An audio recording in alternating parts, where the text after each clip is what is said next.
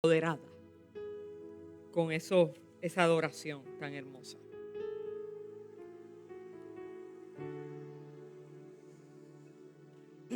Mateo 6, 1 al 6 y 16 al 21 lo vamos a compartir en las pantallas de la versión nueva, versión internacional, para que usted lo pueda seguir si desea, o prefiero que lo siga en su Biblia, ¿verdad? Porque eso es importante, porque usted hace sus marquitas y se lo lleva para pensar en eso cuando está en las meditaciones de su casa. Y la palabra del Señor lee como sigue, y la proclamamos en el nombre del Padre, del Hijo y del Espíritu Santo. Cuídense de no hacer sus obras de justicia delante de la gente para llamar la atención. Si actúan así, su Padre que está en los cielos no les dará ninguna recompensa. Por eso, cuando des a los necesitados, no lo anuncies al son de trompeta, como lo hacen los hipócritas en las sinagogas y en las calles para que la gente les rinda homenaje. Les aseguro que ellos ya han recibido toda su recompensa. Más bien, cuando des a los necesitados, que no se entere tu mano izquierda de lo que hace tu mano derecha, para que tu limosna sea en secreto. Y así, tu Padre, que ve lo que se hace en secreto, te recompensará.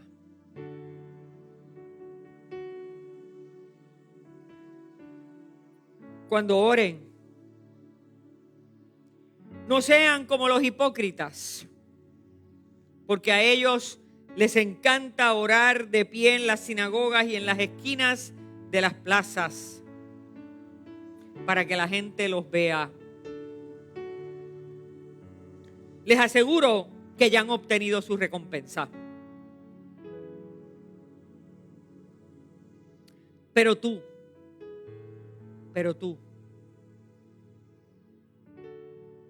cuando te pongas a orar, entra en tu cuarto, cierra la puerta y ora a tu Padre que está en lo secreto. Así tu Padre, que ve lo que se hace en secreto, te recompensará. Nos movemos al 16. Cuando ayunen, no pongan cara triste como hacen los hipócritas, que cambian sus rostros para mostrar que están ayunando. Les aseguro que estos ya han obtenido su recompensa. Pero tú y yo, cuando ayunes, perfúmate la cabeza y lávate la cara, para que no sea evidente ante los demás que estás ayunando, sino solo ante tu Padre que está en lo secreto. Y tu Padre, que ve lo que se hace en secreto, te recompensará. No acumulen para sí tesoros en la tierra, donde la polilla y el orín corroe y donde los ladrones se meten a robar. Más bien, acumulen para sí tesoros en el cielo, donde ni la polilla ni el óxido carcomen, ni los ladrones se meten a robar. Porque donde está tu tesoro, ahí está tu corazón. Y esto es palabra de Dios. Nos podemos sentar. Estoy viendo unas personas que entraron de visita y yo creo, si me equivoco me lo dicen, que una de las señoras que entró por ahí de visita estuvo con nosotros en la semana. ¿Eso es cierto? Bienvenida, qué alegría verla. Y tengo que hacer un paréntesis porque a lo que me refiero con que estuvo con nosotros en la semana es que nuestro Ministerio de Adultos Mayores Sirviendo al Altísimo tuvo una actividad aquí y ustedes se lo pierden. Yo les he dicho, olvídense de la edad que ustedes tengan, cáiganle a esta gente. Miren, la comida estaba increíble de rica. De hecho, todavía ayer estuvimos comiendo unos polvorones que habían por ahí. Eso no es de Dios, pero bueno, ¿qué le vamos a hacer? A veces pecamos y hay que arrepentirse. Y la culpa es de ellos. damos gracias a Dios por su palabra. Ustedes saben que a mí me gusta hacerle algunos cuentos. Claro, yo no supero al pastor Maeda en eso de ver series y películas y qué sé yo, que aquí el pastor Maeda y Marisol son los que tienen el standing, ¿verdad? Ellos saben todo lo que está pasando en el mundo del cine, en el mundo del teatro, ¿verdad? De las series y todo ese tipo de cosas. Pero de vez en cuando me tiro una competencia con el pastor Maeda y veo algo. Así que las otras noches, entre quedarme dormida y despierta y dormida y despierta, traté de ver unos episodios de una serie nueva, que yo creo que está más que en su segundo season, que se llama Beautiful Minds. Y esa serie es de un médico neurólogo que tiene unos estilos y unas dinámicas bien extrañas de tratar a sus pacientes. Para él, poner al paciente primero es lo más importante. Él no le importa que lo voten, él no le importa que lo metan preso, él no le importa que los seguros protesten, él no le importa que los regañen. Eso a él lo tiene sin cuidado. Y él hace las cosas más absurdas que usted puede pensar. Me está interesante porque él pone su mundo al revés también, ¿verdad? Pero pasó algo en uno de los episodios de este nuevo season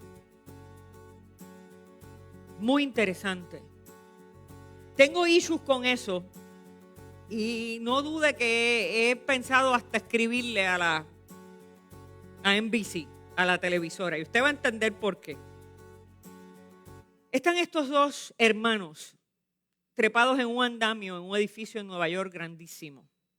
Ellos están hablando bien chévere, bien contentos y mirando por la ventana a las muchachas que trabajan en las oficinas y están haciendo como un date a través del cristal y las muchachas le ponen un sticker con el número de teléfono y todo y de momento la soga del andamio se rompe y ellos caen más de 16 pies de ahí.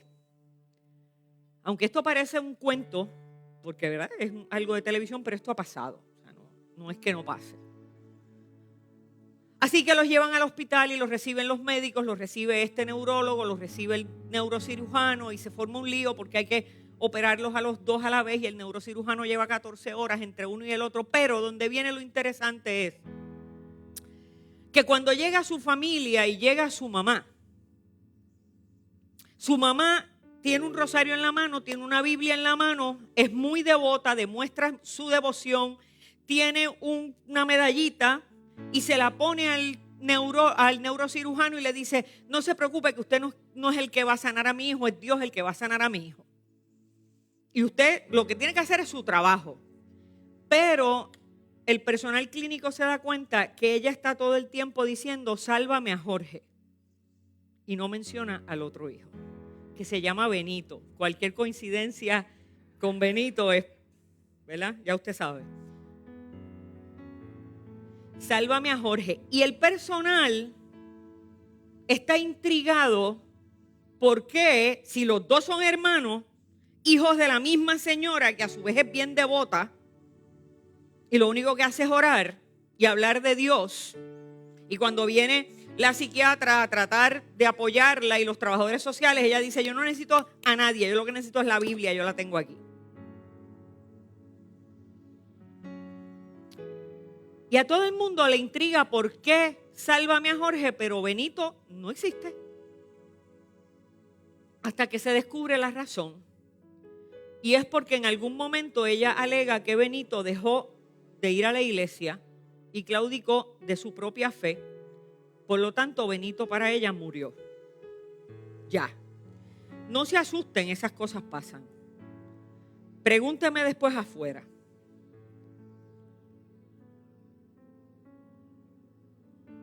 Y ella da una explicación muy piadosa también de eso en algún momento. Pues resulta, le voy a hacer la historia larga, bien corta, porque lo que pasa entre medio es súper interesante. Y yo creo que ustedes la vieron ya. Oye, qué bandidos, no puedo adelantarme de ustedes en nada. Uy, llegará el día, llegará. Pues finalmente lo que sucede es que Jorge se salva y Benito se muere. Y ya ha habido una aparente reconciliación entre la mamá y Benito, poco superficial, pero eso es harina de otro costal. Y cuando le anuncian a la señora que Benito murió, ella cae en una crisis, gritos, se forma un lío increíble y todo el mundo en el hospital está súper consternado.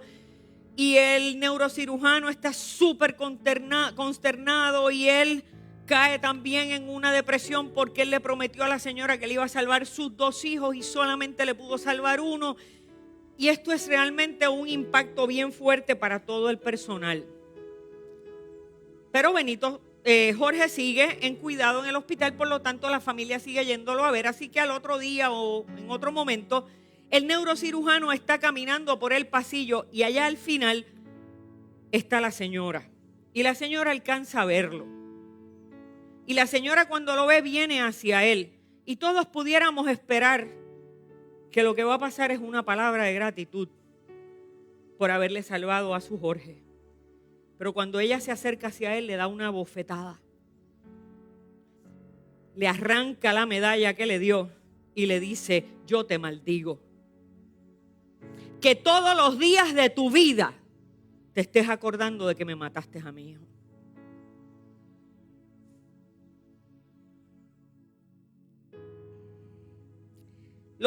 El issue que yo tengo con esa serie no es la historia, es que presentan a los puertorriqueños como ese tipo de personas. E insisten en contar que son boricuas, que ella es una típica mamá boricua. Ese es un issue personal que yo tengo con eso. Pero la historia que yo les acabo de hacer de un programa de televisión no está lejos de aquello a lo que se refería Jesús en este pasaje. De cuando somos devotos para afuera, pero no somos devotos para adentro. De cuando las acciones nuestras no son congruentes con lo que verdaderamente nosotros llevamos en el corazón. Que es interesante porque en la serie la mamá lo demuestra. Ella no tiene ningún reparo en demostrar la tensión y la incongruencia entre su devoción y esos sentimientos, ¿verdad? Adversos o contradictorios a su devoción. Pero la mayoría de nosotros tenemos esa lucha por dentro y la llevamos, como decía mi mamá, como el piano, con la música por dentro. Y pensando en eso, a mí me gustaría preguntarles y que piensen, ¿qué hay en nuestros corazones cuando hacemos las 3 cosas de las que nos hablaba el texto bíblico de hoy? ¿Qué hay en nuestro corazón cuando damos limosna al que pide en la calle? ¿Qué hay en nuestro corazón cuando oramos? ¿Y qué hay en nuestro corazón cuando ayunamos, si ayunamos?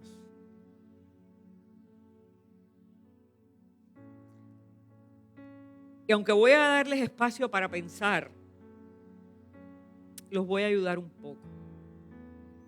Cuando damos una limosna, ¿por qué la damos? ¿Porque me están viendo y no quiero quedar mal?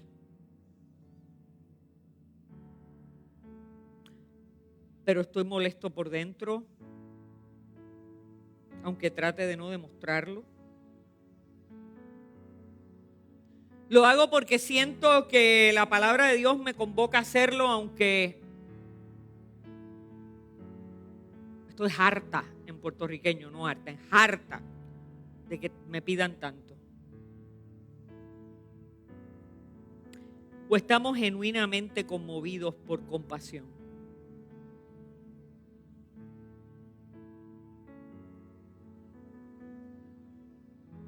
¿Qué me perdona? En mi análisis de mí misma, yo he estado en las 3. Y yo no voy a mentir porque yo sea la pastora. Yo he estado en las 3. Esther vive cerca de donde yo vivo. ¿Cuánta gente le pide al día a uno cuando salimos de nuestras casas? Y en mi coraje ese de que ella estaba cansada porque se me metían dentro de la casa y me tocaban las ventanas y las puertas, a uno le dije un día, chico, pero yo voy a tener que conseguirme un part-time para mantenerte. Mire, que yo después dije, ay Dios mío, Ibeli. Sí, pero yo lo que quiero es que veamos es que en nosotros está la capacidad de todo. Y que porque yo sea pastora no quiere decir que a mí no me pase. La única diferencia es que probablemente entre algunos de ustedes y yo es que por lo menos yo lo estoy reflexionando desde hace tiempo.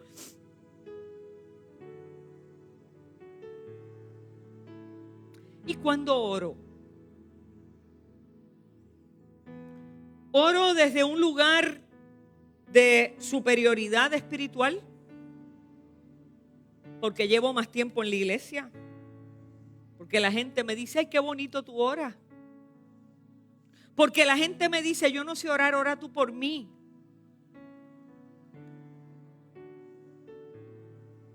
Oro porque espero que Dios me conceda todo lo que le pido, porque me enseñaron la semana pasada, pedid y se os dará.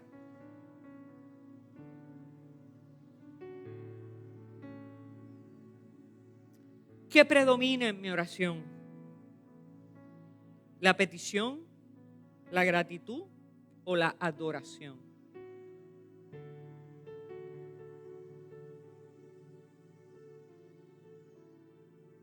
¿Y cuando ayuno, si es que ayuno?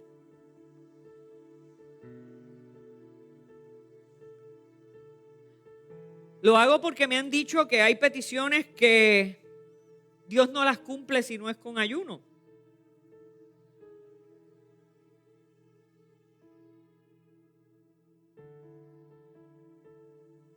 Déjeme decirle, los de ustedes que les resuena ese texto bíblico, de esto no sale con oración ayuno, yo quiero que usted sepa que la palabra ayuno nunca ha estado en los manuscritos originales de ese texto.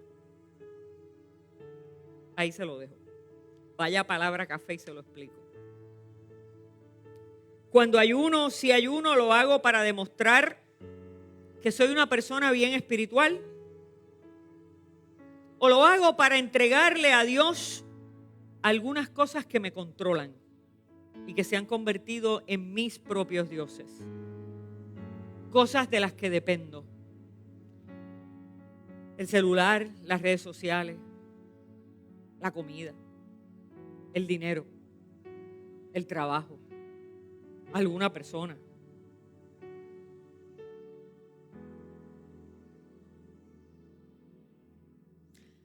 Tómese medio minuto para pensar.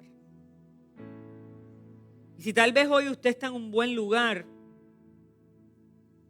repase su vida y diga, y en otras ocasiones, ¿dónde he estado?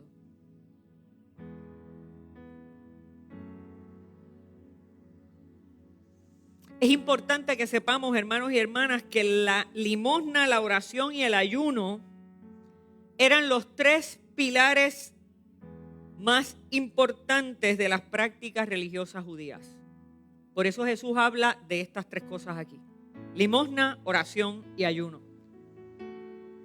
Y tiene un acercamiento muy interesante a esas tres cosas delante de todos los religiosos. Sin limosna, sin oración y sin ayuno, las personas no estaban en cumplimiento de la ley.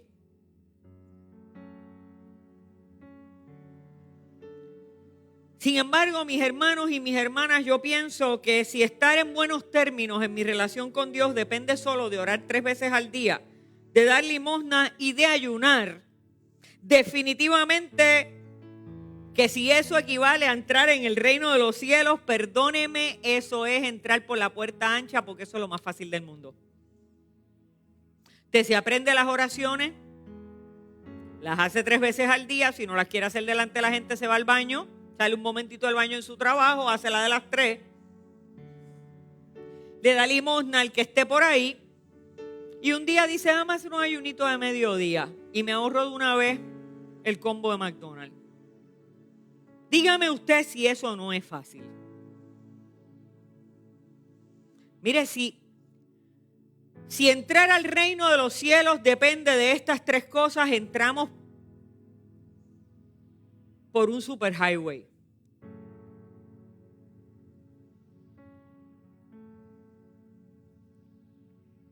Así que cuando Jesús empieza a dar detalles sobre cómo es que verdaderamente lo tenemos que hacer, ahí es que Jesús empieza a virar el mundo al revés.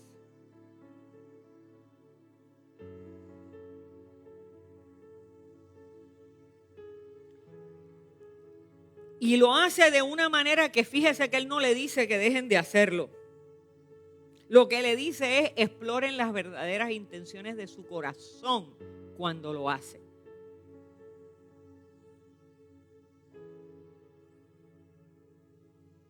O sea, lo que le está diciendo: no vaya como el papagayo a hacerlo, pregúntese primero qué lo motiva.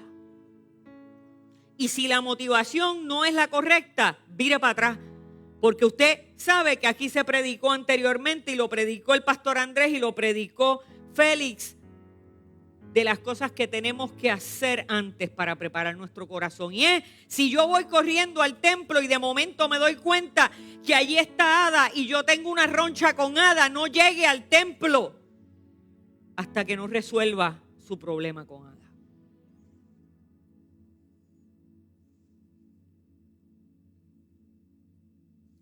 Mire, hacer cosas es fácil. Lo que es difícil es cambiar el corazón.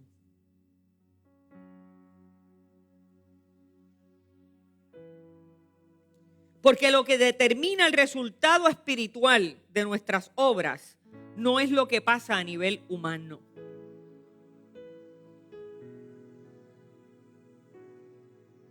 Es lo que hay en mi corazón cuando las realizo.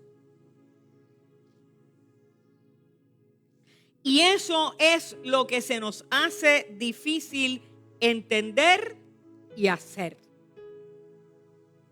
Porque mire, eso requiere un trabajo de reconstrucción interna violento. Brutal. Brutal. Porque a todo el mundo le gusta que le digan: qué bonito tú cantas,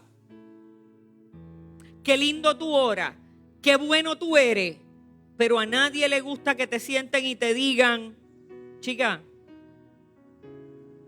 tú sabes, tus relaciones interpersonales se están deteriorando, la manera de comunicarte, o hiciste aquello que no está bien, o hiciste lo otro. Esa parte no nos gusta. Entonces a mí me fascina cómo Jesús nos confronta. Él tiene una manera muy particular de confrontarnos. En este caso, lo que Él nos está diciendo, y se lo voy a traducir en buen español, es: el resultado de tu limosna, el resultado de tu oración, el resultado de tu ayuno va a depender de tus verdaderas motivaciones, de las que nadie ve. Las que nadie ve. Interesante, a Jesús no le importa lo que la gente ve de ti. A Jesús le importa lo que nadie ve de ti. Si la motivación que hay en tu corazón es exhibirte y que la gente sepa que eres una persona bien piadosa, como la señora de nuestra serie, ese es tu premio. Eso es lo que dice Jesús. Ese es tu premio. No esperes nada más de mí. Si tú estás orando de la manera que estás orando y de la manera que estás ayunando para que la gente te vea, ese es tu premio. Que la gente te vea.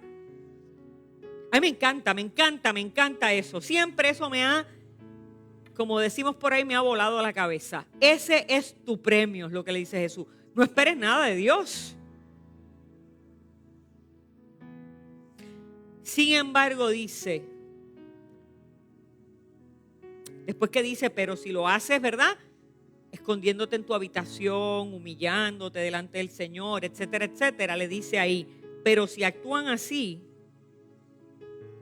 su Padre que está en los cielos los recompensará también en lo privado. Claro, a los otros le dice: si lo haces para exhibirte, tu Padre que está en el cielo no les va a dar nada. porque ya ustedes han recibido su recompensa. Si lo que buscamos está en el plan material, recibimos la recompensa en el plan material. Y nosotros tenemos que determinar qué es lo más importante para nuestra vida. Todo lo que está en este plano o todo lo que sobrepasa nuestra realidad material. Por eso es que Jesús nos invita a purificar nuestras prácticas de fe, porque Dios quiere darnos mucho más de lo que creemos que necesitamos. Mire, para Dios, darnos en el plano material no es ningún reto. ¿Usted sabía eso? ¿Usted no ha leído que Dios es el dueño del oro y de la plata? Más adelantito en este mismo capítulo 6, bueno, más atrás en el capítulo 5, leímos que Dios hace llover para justos e injustos y Él provee para todo el mundo, hasta para los que no creen. Y más adelantito en este mismo capítulo usted puede leer que Dios alimenta a las aves del cielo y viste los lirios del campo con más esplendor que al mismo rey Salomón. Si eso es así, mis hermanos, no importa que usted sea un bambalán o sea una persona bien piadosa, para Dios no es ningún reto, ningún desafío ni ningún problema proveernos lo que necesitamos materialmente. Es parte de su propia naturaleza que salga el sol y que llueva para justos y para injustos.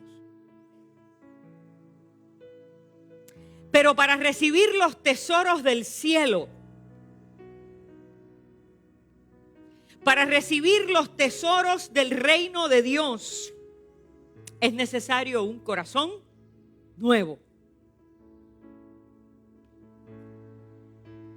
Un corazón que haya entendido que quien tiene a Dios lo tiene todo, nada le falta, y que quien busca hacer la justicia de Dios, Dios se encargará de proveerle todas sus necesidades.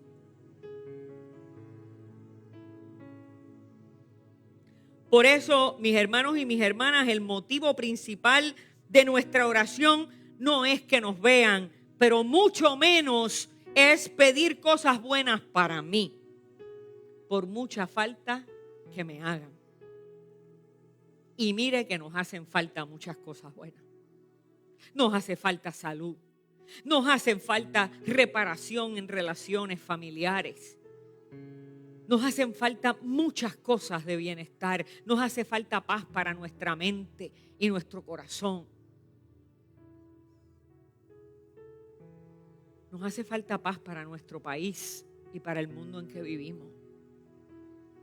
Mire, yo estoy por cambiar mi butaca de oración. Porque me gusta. Chiro pasa un tiempo viendo televisión porque él ve las noticias a toda hora y no sé qué.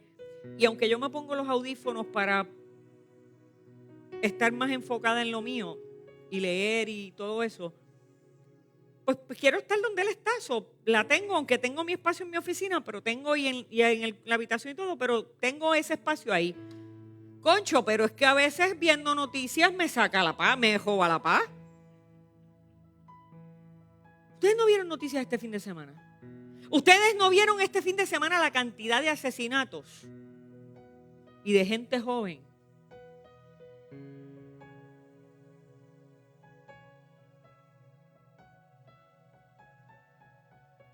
Necesitamos muchas cosas buenas.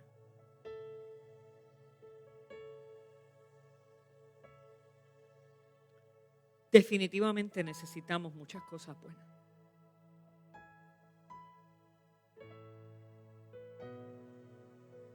Pero la persona que conoce cuáles son sus motivaciones correctas para sus prácticas de fe, está clara y sabe que no tenemos que pedir nada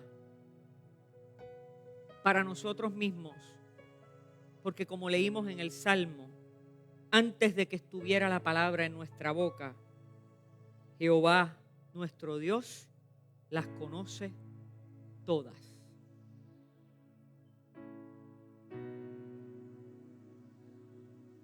Cuando oro y cuando ayuno con la oración correcta, y el apóstol Santiago nos enseña un poquito sobre eso, no tengo que hacerle a Dios una lista de cosas que necesito que me dé. Porque esa intimidad que existe entre Él y yo es suficiente para que esté confiada de que su voluntad, que es siempre buena y perfecta, se va a realizar siempre en mi vida, aunque me pasen cosas que yo no entienda.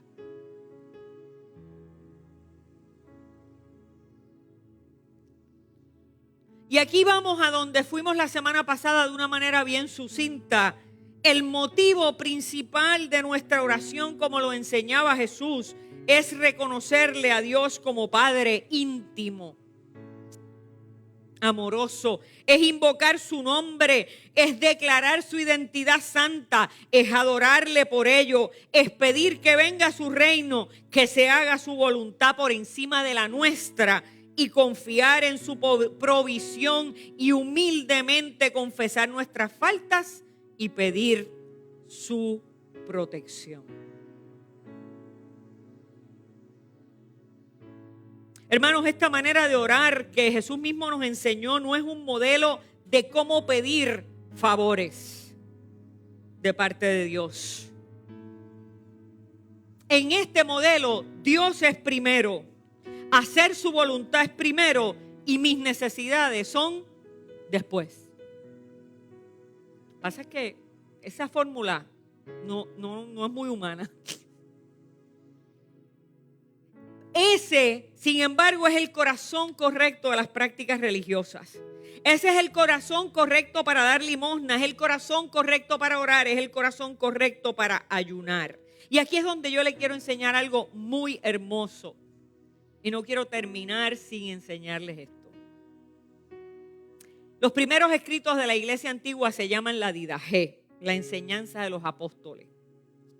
Son unos escritos más o menos paralelos al tiempo en que se escribió este Evangelio de Mateo. Años 60, 70, tal vez un poquito más del primer siglo después de la muerte de Jesús. Y esos escritos sugieren que la iglesia de los primeros siglos sustituyó la oración tradicional del judaísmo que se llama las 18 bendiciones. Y esa oración todavía se hace y se hace 3 veces al día. Y esos escritos de la Didaché sugieren que la iglesia primitiva cambió esa oración por esta versión de Mateo del Padre Nuestro.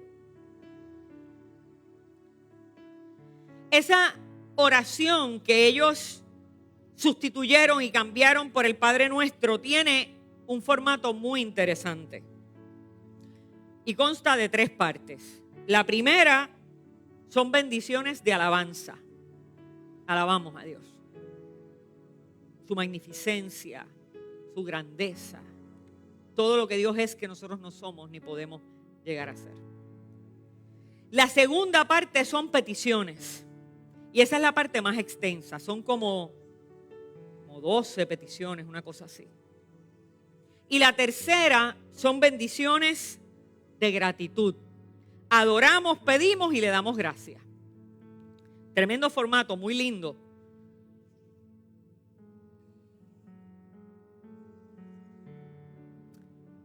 Y quiero hacer un paréntesis y explicarles que cuando usted oye a los judíos explicar esto, usted oye que lo hacen con una emotividad increíble. Porque el rezo correcto de estas oraciones del judaísmo, incluyendo la Shema, que trabajamos ese tema hace un tiempo, que es la primera oración que nosotros hacemos en la mañana. Escucha, oh Israel, el Señor es nuestro Dios, el Señor uno es.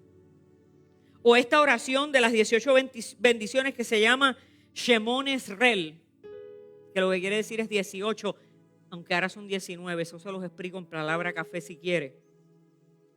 Cuando uno los escucha explicar cómo se lleva a cabo el rezo correcto de estas oraciones, uno los escucha decir que llegamos a ellas en un estado profundo de humildad, de reverencia y de asombro.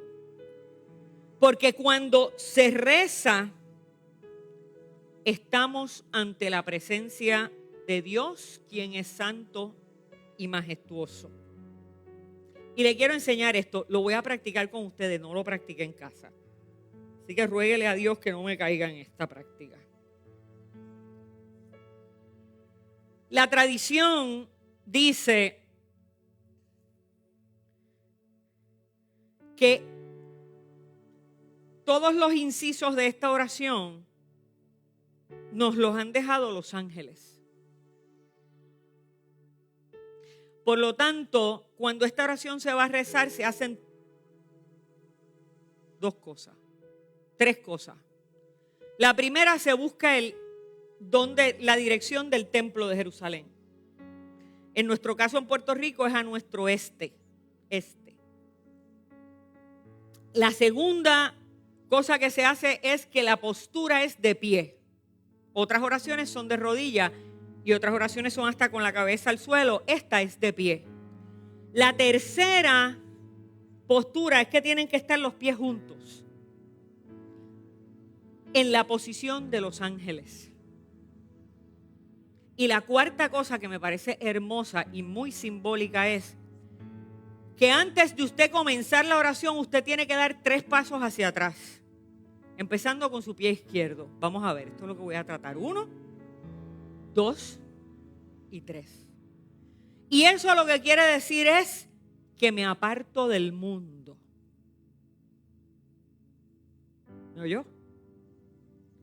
Y entonces, ahora tengo que dar 3 pasos hacia el frente. 1, 2 y 3.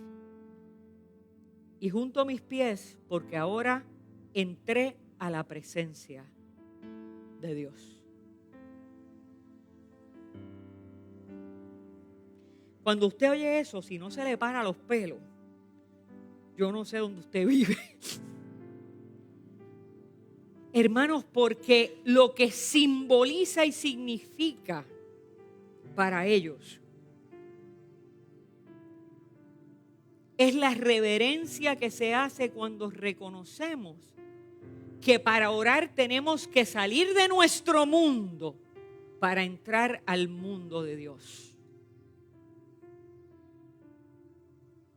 Y si usted tiene la oportunidad o ha tenido la oportunidad alguna vez de escuchar a los judíos orar frente al muro de los lamentos, ahí usted va a ver la humildad, la reverencia, la angustia y el sentido de asombro ante la grandeza de Dios. Pero si esto es así, ¿por qué Jesús les estaba dando un regañito?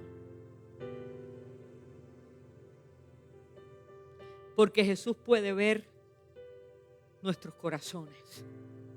No solo lo que hacemos exteriormente y visiblemente para los demás. Y Jesús, como puede ver los corazones, se había dado cuenta que los líderes religiosos no habían cambiado sus corazones. Al contrario, se habían endurecido cada vez más. Así que, aunque no habían cambiado sus oraciones, no habían cambiado su corazón.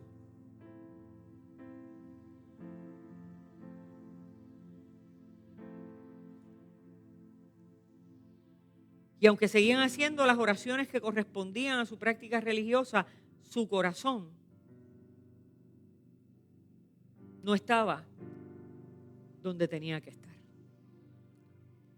Y Jesús hoy también nos puede ver. Nos ve aquí en Toa Baja, nos ve donde sea que nos están viendo en las redes sociales, nos ve en Israel, nos ve en Estados Unidos, nos ve en Puerto Rico, nos ve donde quiera que estemos y ve la gente donde quiera que están, en cualquier parte del mundo, y ve quienes, aunque no hayan cambiado sus oraciones, han endurecido sus corazones.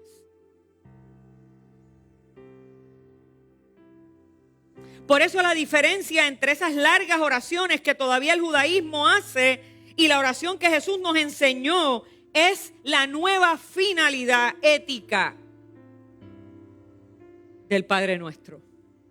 Ética y escatológica, y eso es una palabra grande, también la explicamos en Palabra Café. Jesús nos está enseñando a cambiar nuestro enfoque de las cosas de la tierra a las cosas de arriba. Porque cada vez que Jesús dice cielo en la traducción, lo que el sentido original de esa palabra quería decir era arriba. Tu Padre que está ¿dónde? Arriba. Y arriba lo que quiere decir no es un lugar geográfico a donde nosotros vamos a llegar con una nave espacial, ¿sabe? Arriba lo que quiere decir es todo lo que está en el dominio absoluto y en las manos de Dios. Ese es el cielo. Donde nuestro pecado, donde nuestros corazones endurecidos y nuestras falsas intenciones no entran. Entonces, ese es el contraste entre el Padre Nuestro y las 18 bendiciones que llamamos el Shemón Esrel. Porque el Shemón Esrel pide, y les voy a resumir solamente 4 cosas que pide el Shemón Esrel. Que todos los judíos regresen a Jerusalén, por eso hay tanta guerra. El Shemón Esrel pide que el templo sea restaurado, por eso hay tanta guerra. El Shemón Esrel pide que vuelvan a dominar los judíos todos los reinos de la tierra. Por esa ambición hay tanta guerra. Y óigame esto, esta es la 19, esta es la que añadieron. Agárrese de ahí, de su silla. El Shemón Esrel pide que Dios aniquile a todos los enemigos de Israel. Y esa oración la hacen los judíos profundamente religiosos 3 veces al día. Sin embargo, esa nueva cepa de discípulos que crecieron a los pies de un maestro que se dejó crucificar cuando sí tenía la potestad de hacer bajar a todos los ángeles del cielo para evitarlo. Esos discípulos que vieron eso con sus propios ojos decidieron cambiar esa oración. Por eso cambian las Shemón Esrel por el Padre Nuestro que pide que sea el reino de Dios el que baje. Y que venga a nosotros ese reino donde nuestro Padre bueno es el Rey y que su voluntad sea hecha y no la nuestra. Y en esta nueva oración de la iglesia naciente no se pide que se aniquile a nadie. Esa nueva manera de orar de Jesús, aunque conserve esa misma estructura muy parecida a la estructura del judaísmo tradicional, nos plantea un cambio que vira el mundo al revés. Ahora en el nuevo reino de Dios nosotros no pedimos que podamos derrotar y aniquilar a nuestros enemigos.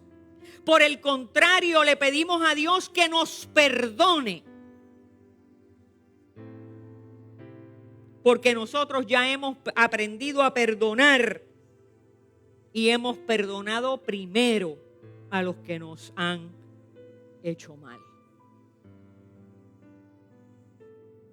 Mire, esta oración parecería muy inofensiva si usted no conoce su contexto. Por eso llevamos 2 domingos trabajándola. Y si no sabemos lo que hay detrás de esta propuesta de Jesús. Hermanos míos, Jesús nos enseña que las prácticas espirituales no son para cambiar cómo Dios nos ve, ni para convencer a Dios de que nos favorezca. Jesús nos está enseñando que nosotros no oramos para que Dios nos dé lo que le pedimos. Para Jesús esta nueva propuesta es para que cambiemos nuestro corazón. Porque con un corazón transformado, mis hermanos, va a cambiar nuestra manera de orar y nuestra manera de vivir. ¿Me escuchó? Con un corazón transformado va a cambiar nuestra manera de orar y nuestra manera de vivir. Por eso el texto cierra con las palabras de Jesús diciendo: por favor, no acumulen tesoros en la tierra.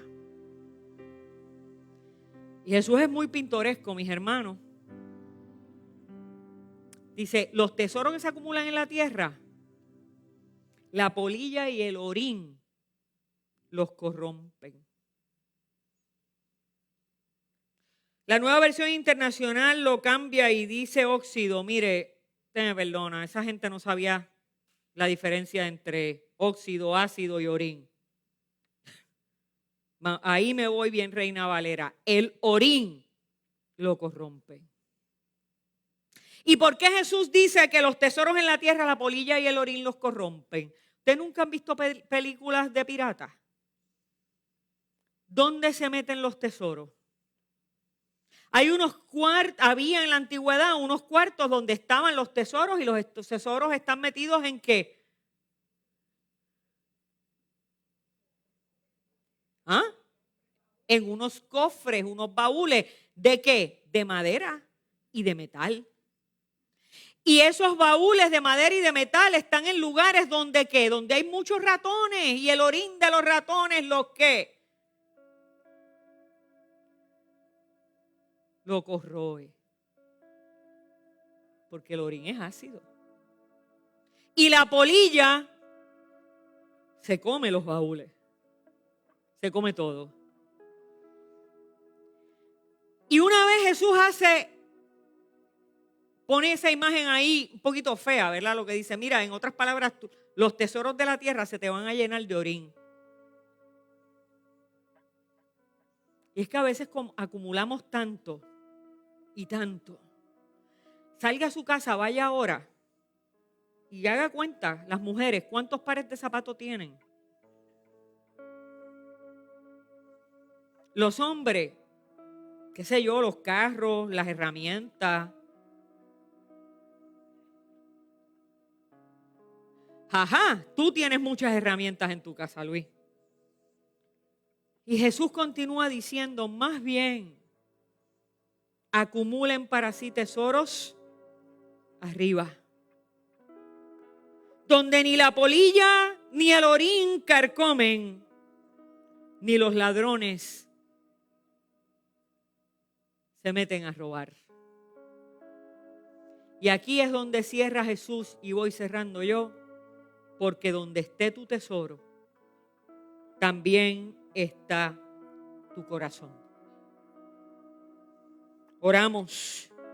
Señor y Dios de la vida, que podamos cambiar los tesoros que guardamos en nuestros lugares más íntimos, más privados y más escondidos, por tesoros agradables a ti.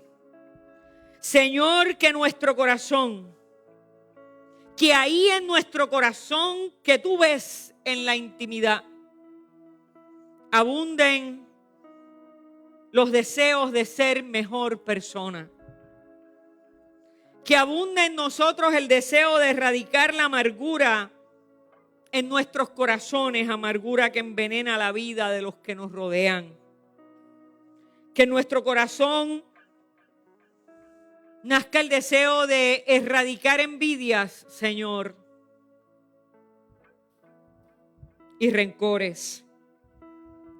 Que en nuestro corazón abunde, Señor, el deseo y la intención de acoger al otro y la otra en nuestros espacios para erradicar la soledad que les roba las fuerzas de vivir a mucha gente.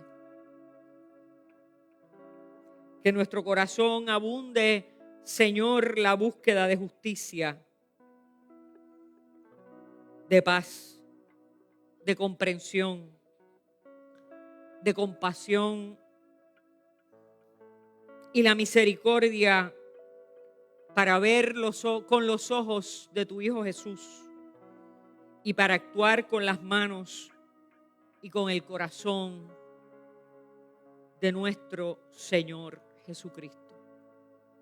Amén. Nos ponemos de pie para adorar y traer nuestras ofrendas al altar.